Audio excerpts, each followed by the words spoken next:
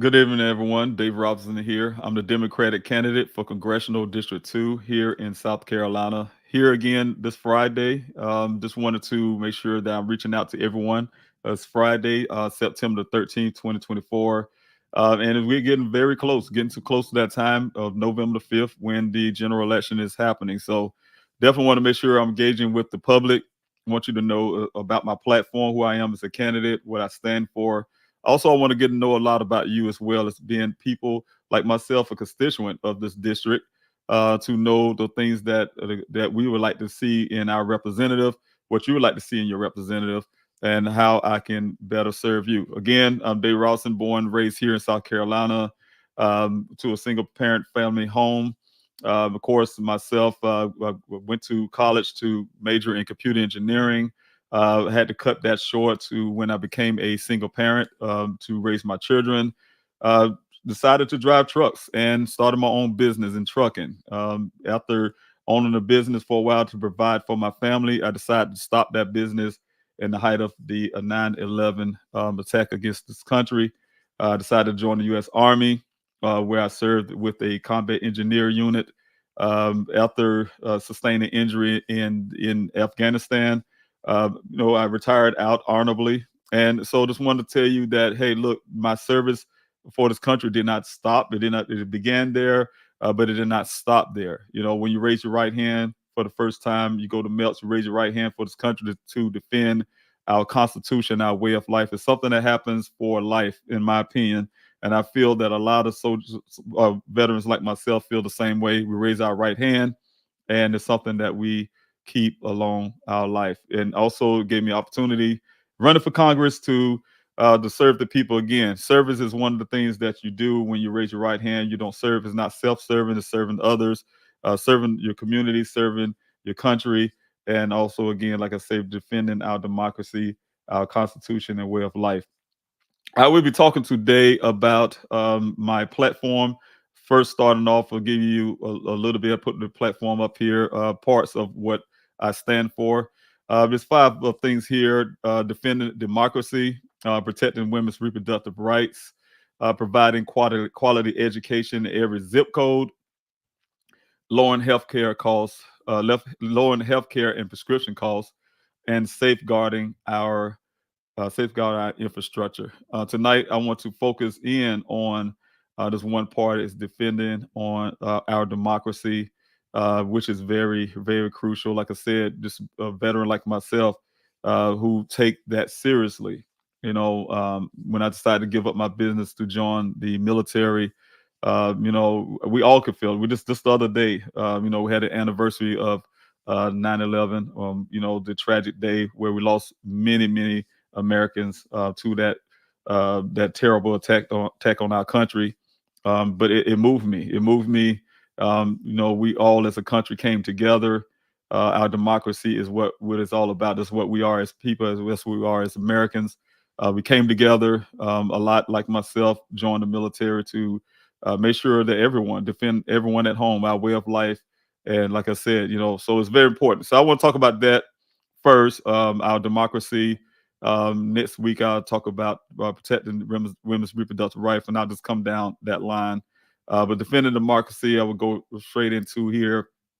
Again, defending our democracy, protecting voting rights is very fundamental. Our fundamental rights in this country is something that we as citizens of the United States have to have our voice heard, to make put our petitions out there. What we'd like to see in our government and how our government works. So our voices there.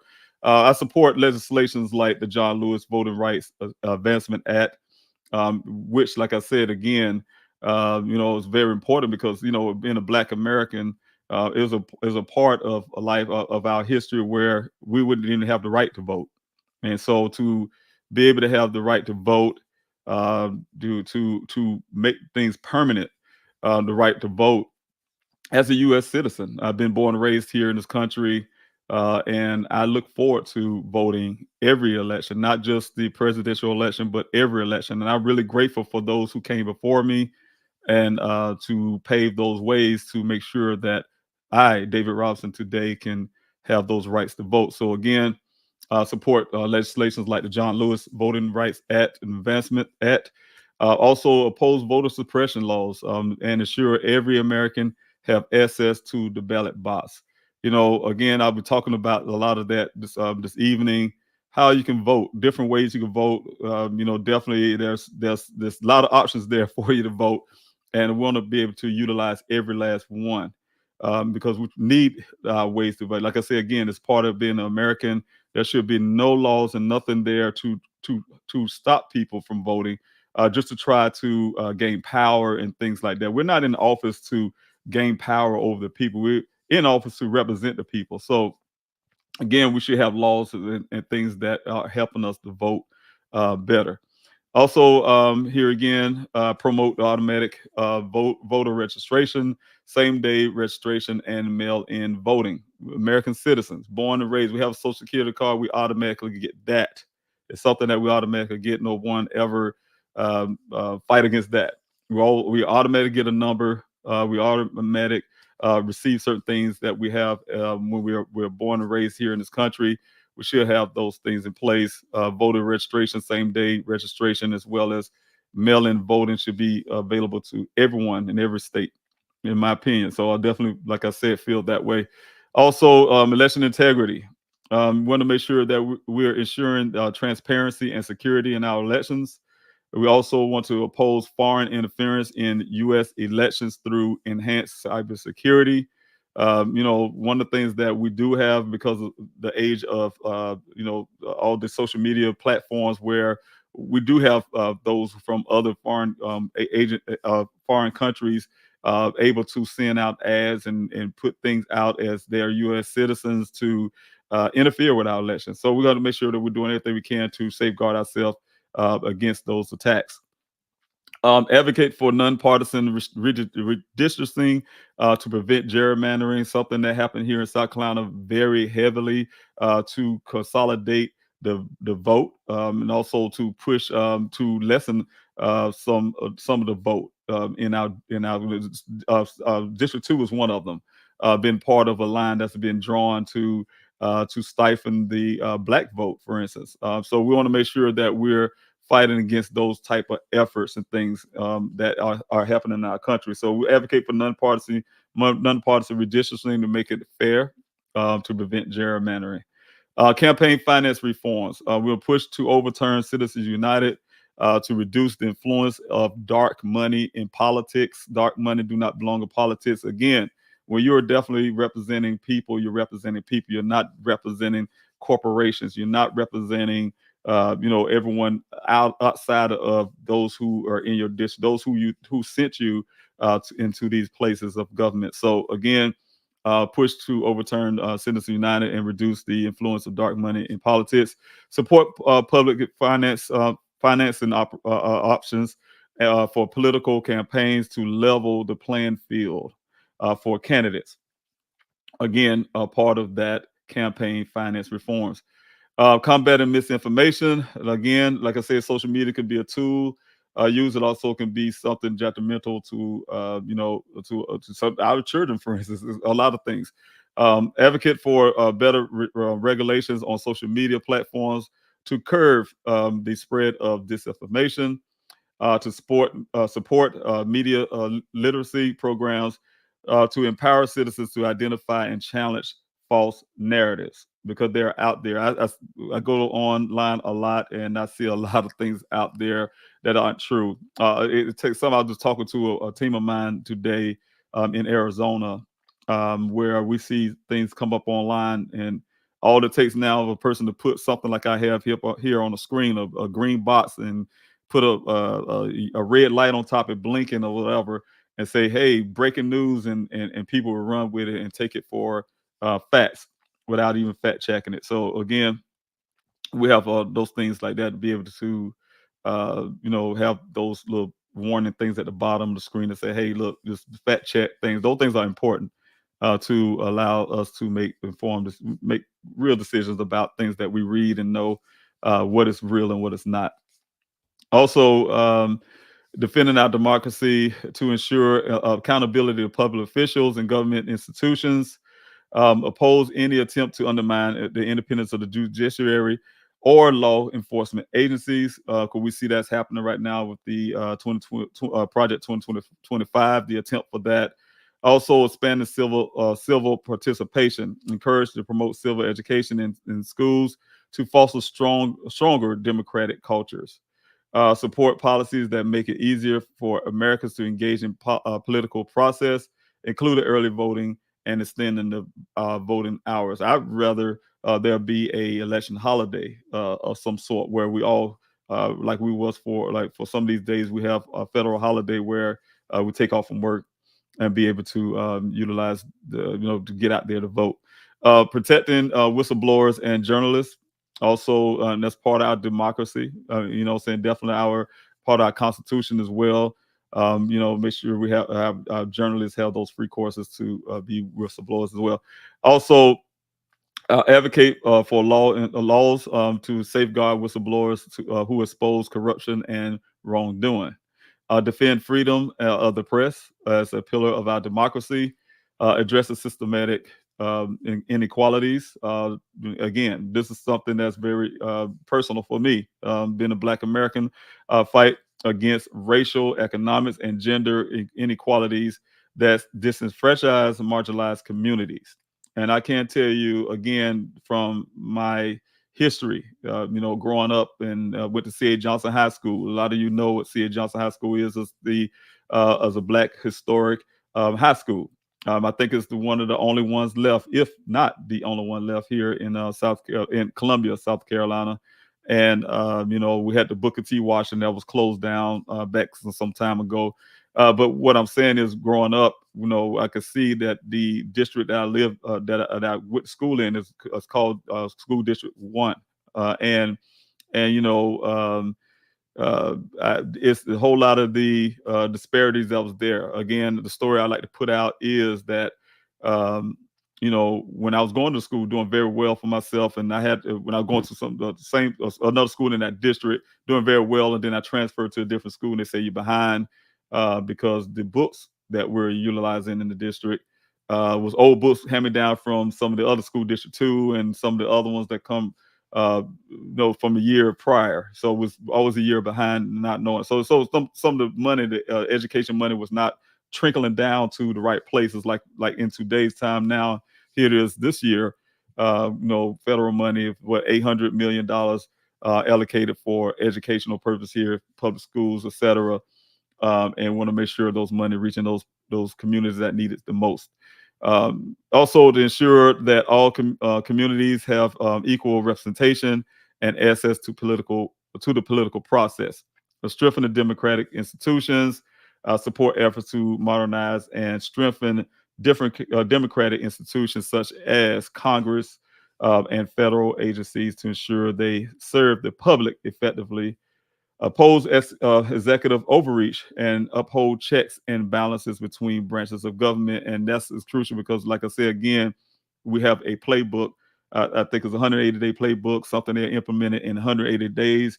If one person, Trump, would win the White House, to put those to increase the power of the executive branch. And that is something that's against what I'm saying. We're going to make sure that we have those three branches of government working properly. Have those checks and balances in place. So again, democracy is very important. Something that we have to think about when we go to the ballot box, to make sure that we're actually promoting and standing up for candidates who will defend our democracy, who will step in the gap to defend our Constitution and our way of life, who will not try to destroy our country institutions, where our rule of law as well, where we are safe, keeping our country safe. We are going to support our allies across across the globe here, and make sure that we are definitely a democracy in this world. So again, is we can see a lot of things that are attacked. We can see that we could take some of the representatives that we have that will focus their whole entire attention on one person rather than the constituents they were sent to serve. It's one thing when you're saying, "Hey, I represent a district." It's not just a name; it is a job that you have been appointed to by the people in that district. So again, I'm looking forward to working for this district. We're looking forward to earning your vote. I'm looking forward to defending our Constitution, our way of life. Like I say, very important to me. I've looked at the January 6th insurrection when we were watching in real time, and I got bombarded by a bunch of calls. All of the veterans that was in war with me in Afghanistan was calling each other, and very upset, very upset. Because when you're out there in the war zone and you're defending your country, I told people many times. When I joined the military, I was a grown man. I was in the military and basic training. Say I'm a grown man. I wasn't an 18-year-old kid when I joined. And what I'm saying is, when you're out there and you realize that, after having a life already, and you realize uh, what you join. You join something that's bigger than yourself.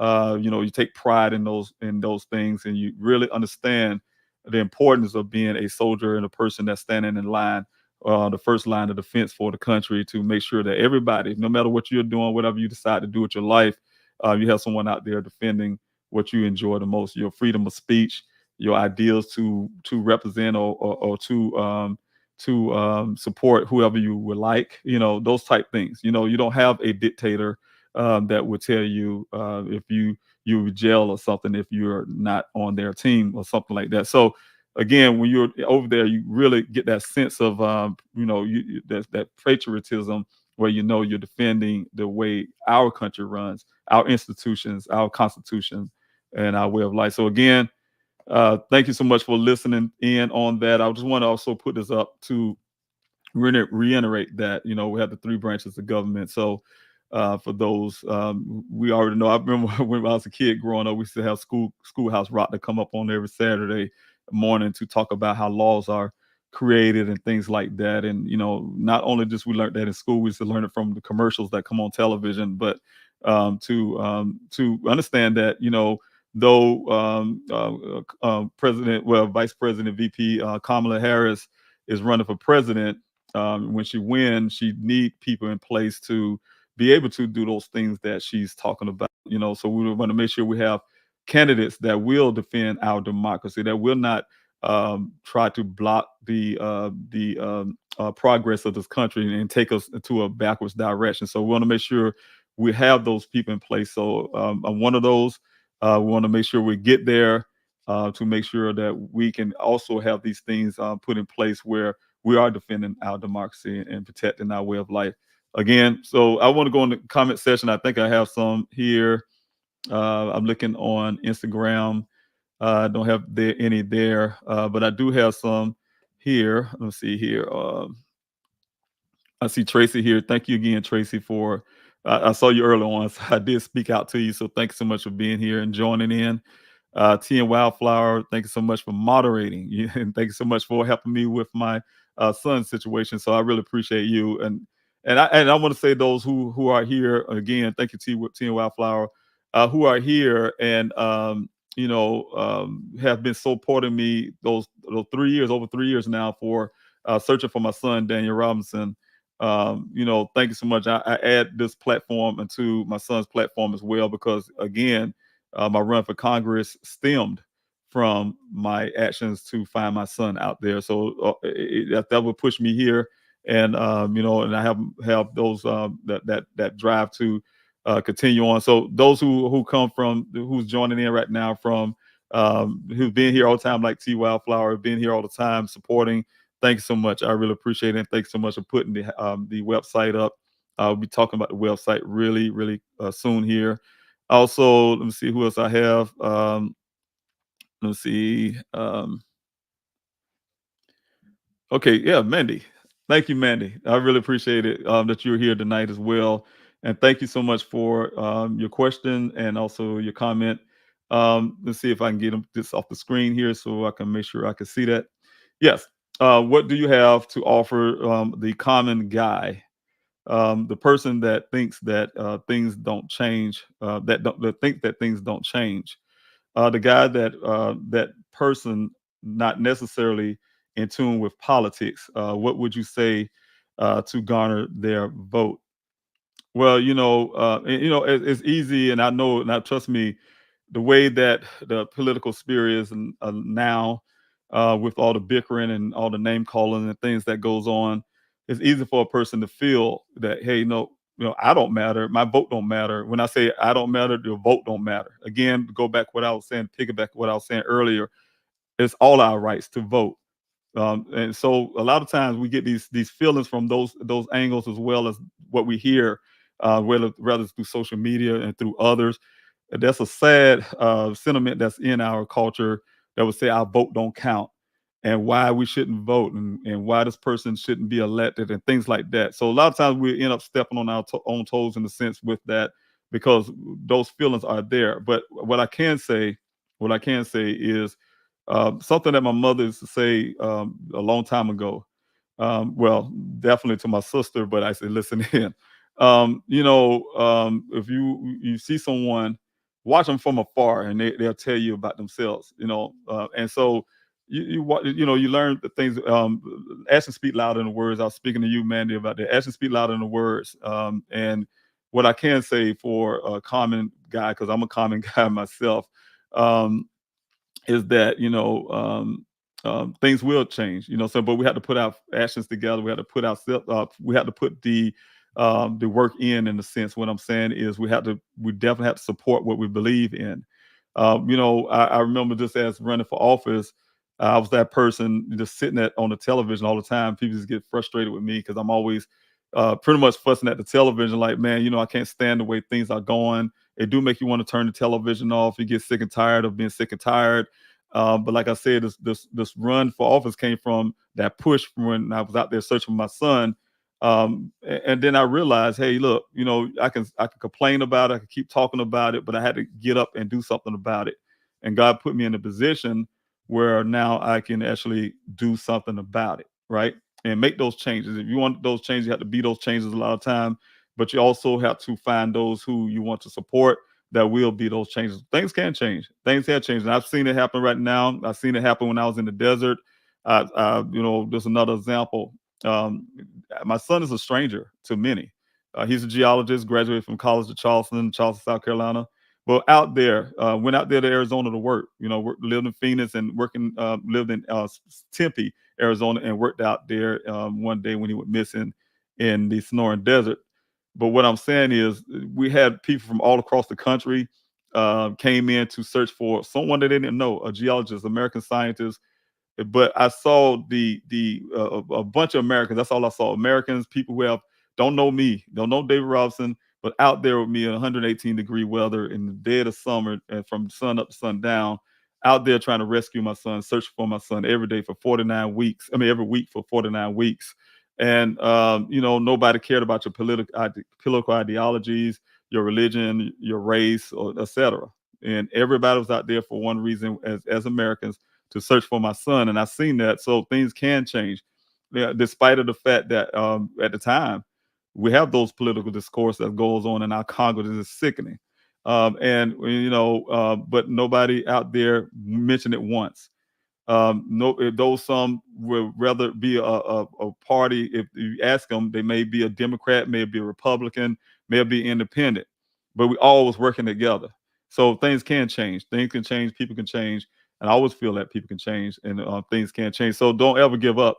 I would tell a person not to give up, and to keep on, exercising your right in this country. There's something that you do not want to lose, and you do not have to take that for granted.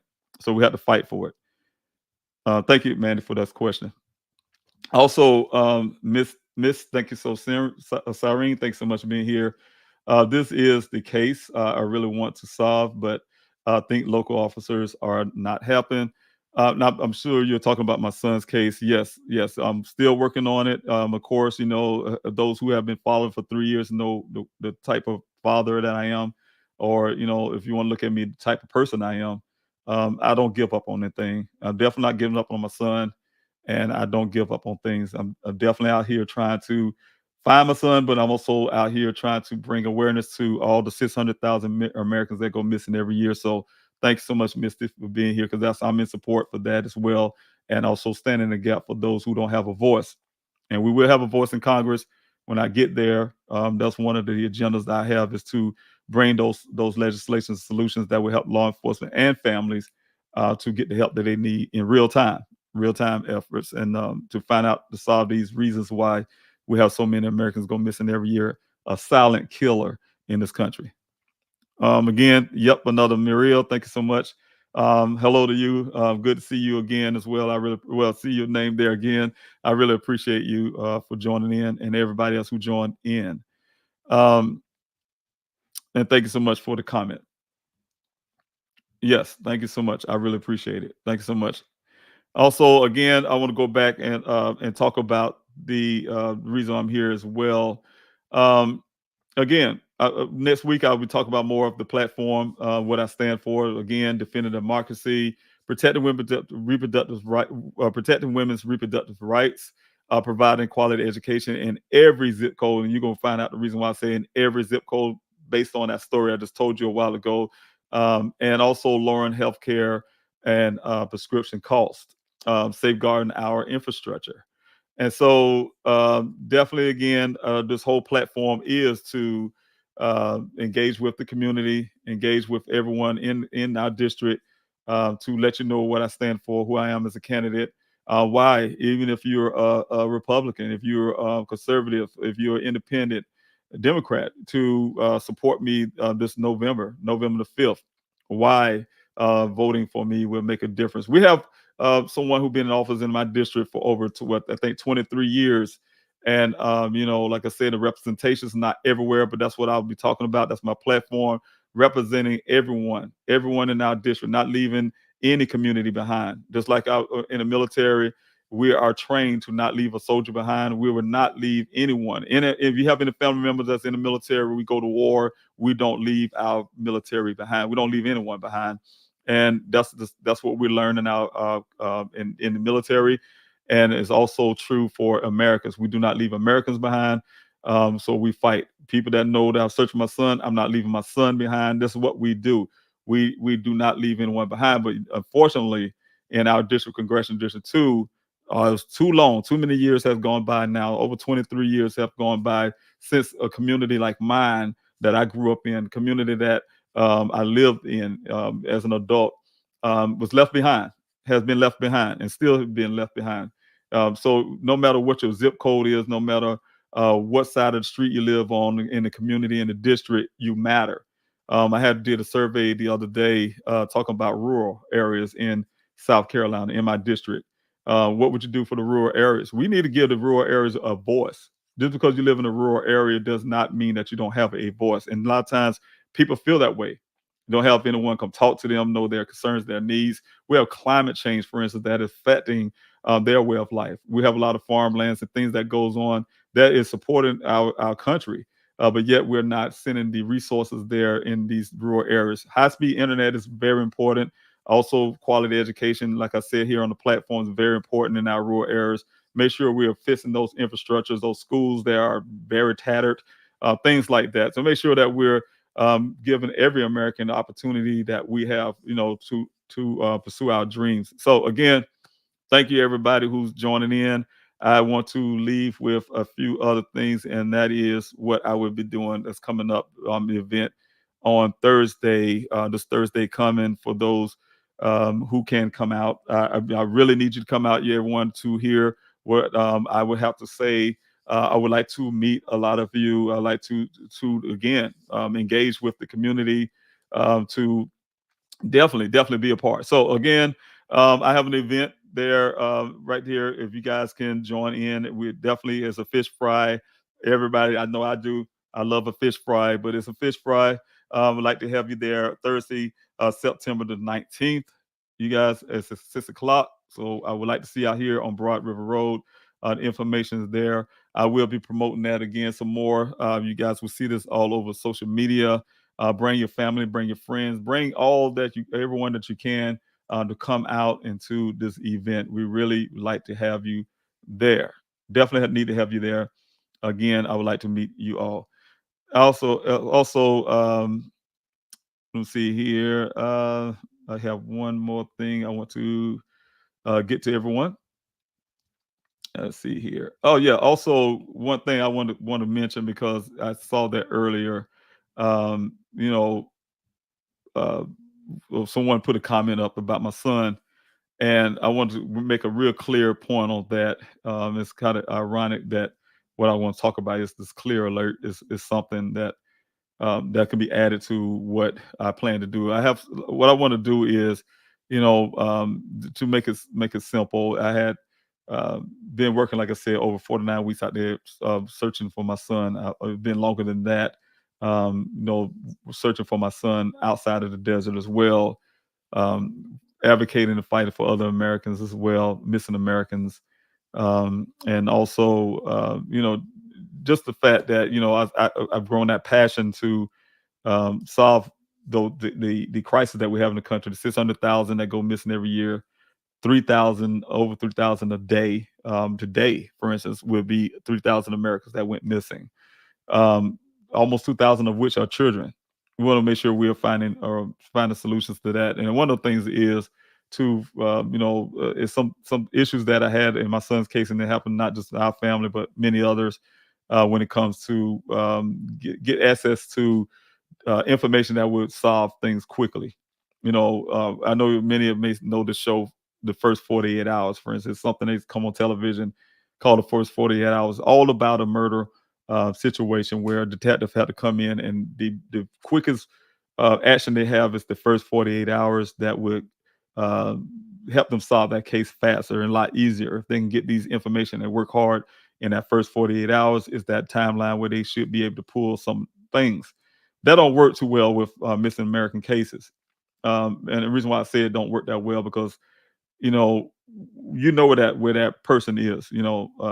Sad to say, deceased person, the detective come out there, coroner, to solve what happened in the first 48.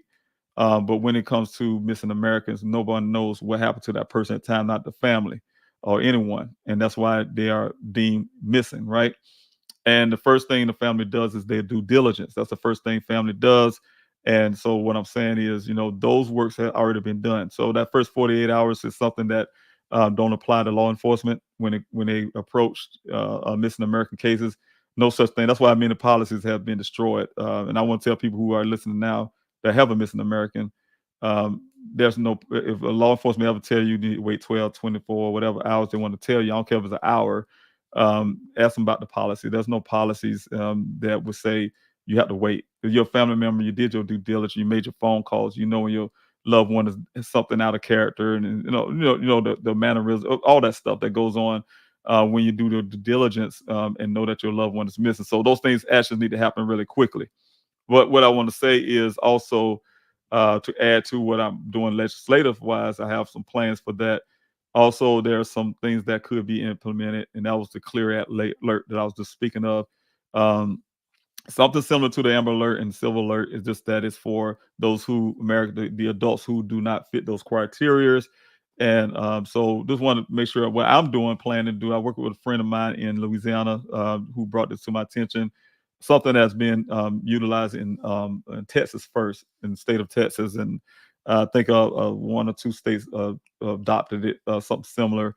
But we don't have it here in South Carolina. We don't have it in a lot of other states. This is what I'm pushing for, to have national clear alert system where it is so simple. The infrastructure is already there. It's not causing a city or state any money. Those infrastructures are already there, and we know it is because when we go down the interstate, we see these signs that say a missing, endangered adult, senior citizen, or a child being abducted, or anything like that. We see those notifications come up on those billboards and things on the interstate, and so those put things in place. Clear alert is something that can be added. It's clear alert is something that could have helped me in my son's case. So I definitely pushing for that. I just wanted to point that out. Again, I'm gonna go in the comment section, then I'm gonna jump off, and I want to thank everybody who joined in. Again, I would do this every Friday night at 8:30 p.m. And want to, like I say, engage. If you have family and friends, bring them on. Let them come in and listen, and we can talk about some things. I can go in the comment section. Also, I'll be talking about, like I say, my platform and many other things. I will be talking about again. So I think I have one here as well. Thank you, Mandy. You mentioned that we have to not give up and fight for change. How can those move? how those moved by your message help you fight for change, help me fight for change. Well, and what I need to say is that definitely, again, for you, I definitely need your support. I definitely need everyone's support. And I think I'm really understanding the question. You mentioned that we have to not give up and fight for change. We have to. It's so easy for us to sit back and have apathy when it comes to. And I know we hear a lot. Say, hey, they say this and they say that all the time. Is this really happening? One thing I would say that um, it wouldn't be a surprising thing if you wake up in the morning and things are not the same that you think uh, couldn't happen. And then you'll ask yourself the question, is there something I could have done about it? And it is. And it is something we can do about it. A lot of times people will have it where you feel that you can't, you're powerless, but your vote is power. Your vote is power. You vote people in that you would like to see. That's why it's important, not just for this November election when I'm running. It's also important to vote in every election. Your school board members, your city council, I use an example. We get disgusted, for instance, especially as a Democrat, get disgusted when here in South Carolina when you say, "Hey, look, we still at $7.25 an hour minimum wage, or we the middle class is suffering, and the working class suffering. Our schools are not receiving the funding that it needs." You got to remember, ever since I think it's the early '90s, somewhere in the '90s the Republican Party run the state, so it wasn't Democrats, it's the Republicans who actually has a super majority in the state house, right? And so how is that? How is that? If we need to get out and vote if we want to get these changes. They already showed you what they're standing for, what their agendas are for, and their movements for the country, I mean for the state.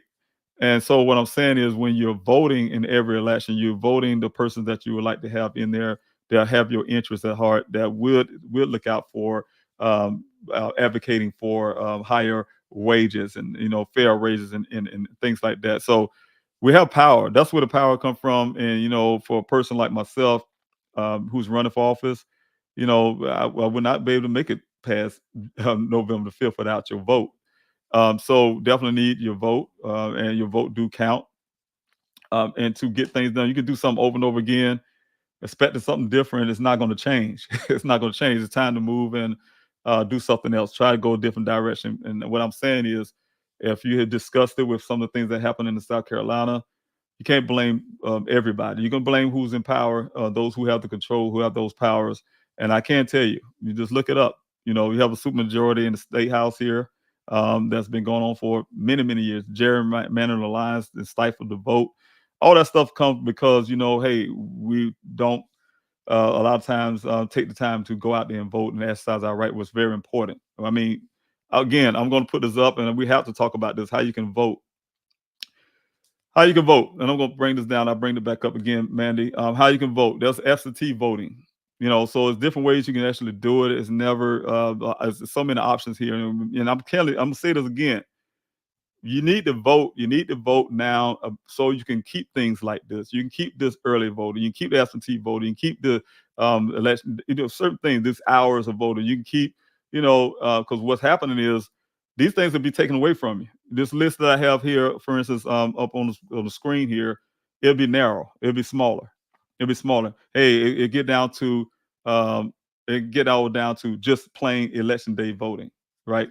And so what I'm saying is this right now is how we have it here is your opportunity to vote in different ways. And I talked to you, my cousin. I have a cousin that I actually call my sister, 'cause we grew up in the same house. But she'll say, "Hey, I got to work," and I understand that. I understand that we all have jobs and things that's very demanding and things like that. And that's why I advocate for some type of election holiday. But again, how to vote absentee. You can call the number there and you can request your ballot, but you got to do it before October the 25th. They will mail it out to you. You can vote. You can vote from your home. You also can early in-person vote, and this is usually no lines. I went out there for the primary, for instance, and people can walk in those early voting locations. I mean, it's in and out the door in less than 5 minutes, right? And the early voting's there, and you can go to 2020 Hampton Street and other voting early voting locations. You can definitely call those numbers, and they can give you that those locations if you can't find it. But that's Monday through Saturday. Think about this, you guys. I know most people have jobs; they have to work, but I hope that you don't work from Monday through Saturday. You only have one day off. Maybe you do, but I hope one of those days is within that Monday through Saturday. And you can't say, I can't tell you, these hours are from right now. The early voting going to be from October the 21st to November the 2nd, and those hours are 8:30 a.m. to 6 o'clock p.m. You can actually vote between those hours. Most people don't go to work till 9 o'clock. You can get in there and get back out at 8:30, and still make it to work. Or you can go after work, get off 5 and get there at 6. So it's a lot of things. On Saturday, if you don't work on Saturday, you have a full day to go out and vote. Also, you have the election day voting, of course. So that's Tuesday, November 5th, to 2024, and that's from 7 to 7 at night. And those lines do get long. A lot of locations where you go, if you go there early, those lines are there, but they do have from understanding, that's why we have poll watch and things. They allow you, once you're in that line, you're in that line, that cutoff time. If you're already in that line, you still get to vote. So visit scvotes.gov and vote scblue.com for more information, voting locations, and you can get your sample ballot. So that way, when you go vote, you exactly know what you're doing. If especially for those who they're first time voters, can definitely get sample ballot. So again, registration of I wanted to put that up here as well. I think the registration date, the last registration date, I can't remember. I'll find that information out and I'll get it the next time I'm on. I hope it's not too late, but I know we need to. If you need to register to vote, you need to do it now. When I say now, do it. We can't do it today, of course. The date's the end of the day, but Monday, please go out there and register to vote, because I think, if I'm not mistaken, I believe it's before this month is over. It's the last day for registering voter registration, and you don't want to miss your opportunity to vote. You not want to miss your opportunity to expand and express your rights in this country. You're born with those rights. Just like I say again, when you're born in this country, you get automatically assigned a social security card without questions. Nothing you can do about it. You also assign a voting right, and then it's yours. It's yours. Something that you have. It's something that's great that the country gave you. Is your opportunity and your voice. So your voice, unless you not when you're not voting, you're stifling your own voice. So definitely need to do that. Let's see here.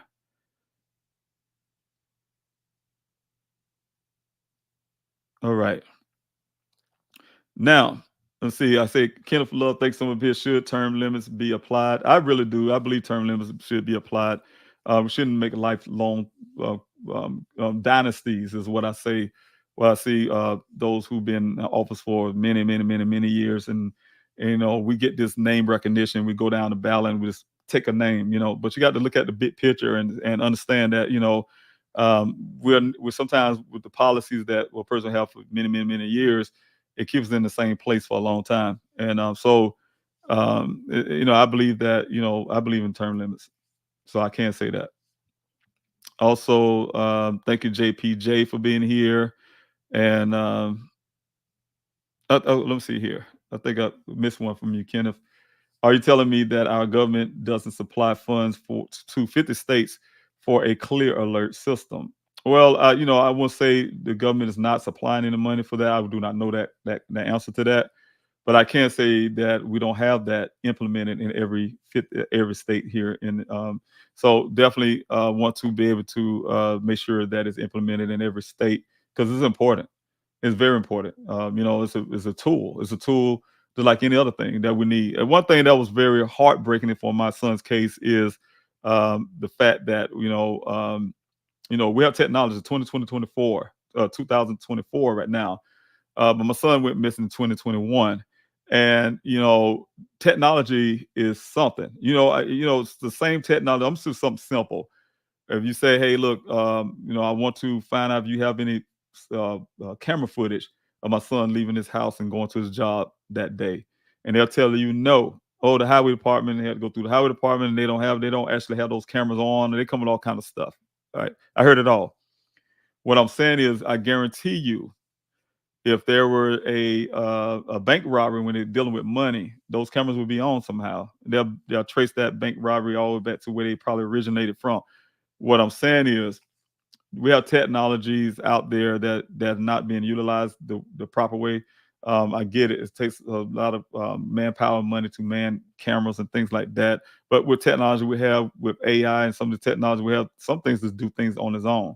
And so, it's a lot of things you can explore when it comes to making sure that we're utilizing the tools that's available here in 2024. And one of those tools, like I said, Mr. Love, is that we have a clear alert system that been tested and proven to work in Texas and I think in like two other states, and we should have that all over the place. So again, I think that should be one of the things that every state should be adopting. Just and there shouldn't be no sentiment that, like in my son case, for instance, a sentiment that says that person is grown is an adult, they can disappear if they want to. It's not a law enforcement or anyone's job to make that determination, but it's our job to find a missing person, regardless of who they are, age group that they are. Again, thank you, everybody. I really appreciate that you being here this evening. I'm Dave Robinson. I'm the Democratic candidate for Congressional District 2 out of South Carolina. Um, this really, again, I want to be here every Friday, 8:30 p.m. To engage with you, to talk with you, to again, let you know that's another option. But you know what? And I want to put this out as well. I ask people to join our campaign, be a part of our campaign. But I say it like this: if you want change, we already part of a campaign. You need to spread the word. Word of mouth is the biggest thing. I've seen it a lot in my son's case. We just tell the neighbor, "Hey, don't you know this guy's running for office?" I ran to a gentleman that jumped in on my before the podcast last week. I had a Zoom meeting for the public, and a conservative jump on, and he told me, "Hey, look, pretty much, I can't go to the exact words he used, but pretty much that he didn't know anybody that Joe Wilson is the person I'm running against is unopposed. He didn't know that." And so what I'm saying is, it's one thing of I'm doing work and I'm really out there getting his flyers out and trying to reach communities, and that's when we're having the community event. I'm gonna throw it up on the screen as I'm talking, so you guys can come. But to have the community event is one thing. Being able not having the volunteers I need to get out as far as I would like to. Word of mouth is something. You guys share it on your social media platforms. Hey, you got a candidate, Dave Robinson, running against Joe Wilson. It's an option. You give people an option, and let them know, hey, look, they can come check me out, and I can tell them why. I stand for. We have a lot of values. Whether you're conservative, whether you're a Democrat, independent, we have a lot of values that we share. We all want clean water. We all want to defend our democracy. We all want quality education and also lowering the prescription costs and have great health care. We all want certain basic things. We all want basic investment in our middle and working class. We want to increase our minimum wage. Those things. We have a lot in common. Those are things I fight against, and I know for a fact that no one don't want to fight against having better pay, better wages on a livable wage. Here it is, the cost of living going up, but yet minimum wage staying the same. Who's fighting against a minimum wage increase? I can't tell you who is fighting against it, but we're not. I'm not fighting against that. And so what I'm saying, we have things in common, common things, and we cannot continue stepping on our own toes because of we are saying, hey, like I'm this and I'm that. No, we stand up for our own qualities and things that we care about the most. So again, please share to help me out. You're all part of this campaign. If you really say, hey, I'm going to vote for this guy, I'm going to vote for Dave Robinson, then you're part of the campaign. And all you have to do is start sharing with your family and friends and let them know, hey, there's another option out there. And this person I seen, he definitely wanted to fight for the people. That's why my platform is representative for everyone, not leaving any community behind, not leaving any constituent behind. Make sure I'm not representing a party of one person, but I'm representing everybody. When I say a part of one person, I'm not just talking about myself. I'm not representing a one person in my political affiliations. I want to say without saying words, and you know what I'm saying. When you have a person that should be representing all of Congressional District 2, but you can go to the office and see a representation of one. And so again, we don't need that. You can't do something over and over again expecting a different result. So again, if you want change, you want something, some forward movement, you want some forward improvement in our district, then I'm your person. I'm the person to vote for. And again, you're part of this campaign, and go out and speak to others and let them know, hey, look, we got something different here. We got to change. We got an opportunity to make some changes in our district. We have an opportunity to bring some changes in our state as well. Again, all right. Thank you so much, everybody. I really, truly appreciate it. Again, please, I hope I get to see you Thursday. And also see you here again next Friday on this podcast to engage and have conversations. So again, thank you, everybody. Kenneth Love, JPJ, Mandy Corbett. Thank you so much, Bridget Brown. Thank you also, T and Wildflower, for moderating. And I smile because you do so much for me, and I really appreciate you. And also, let's see who else I have. Rejoice. Thank you so much. And another Maria. Thank you so much, because you've been supporting as well. Miss Serene, and let's see if I have anyone else I missed. Tracy, thanks so much. I really appreciate it. And that's it. Thank you, everybody else who's on Instagram. Miss Brooks, thanks so much. And thank you so much for being here. And I definitely know you. But thanks so much. Also, I see Joy. Thanks so much for being here as well. All right, God bless everyone, and we'll talk to you soon. And again, see you next Friday. See you Thursday. Thank you. Take care and have yourself a blessed evening. My name is David Robinson. I'm a proud son of Columbia, South Carolina. I was raised on the Southern values of faith, family, and treating others as you would like to be treated. I believe in the power of a handshake and the strength of one's word. As a single parent, I faced the challenges of making ends meet firsthand. When I heard the call to serve, I knew I had to act. I served my country, where I learned that we are all in this together, regardless of race, color, or politics, whether it was in Afghanistan or Arizona. I saw the power of cooperation. Now, I'm ready to bring that same spirit to Washington. Our nation's future depends on our ability to work together and focus on the bread and butter issues that matter most to everyday Americans, not sowing seeds of division. This November, when you cast your ballots, remember, it's about more than just politics. It's about sending someone who will truly represent all South Carolinians. I am David Robinson, and I approve this message.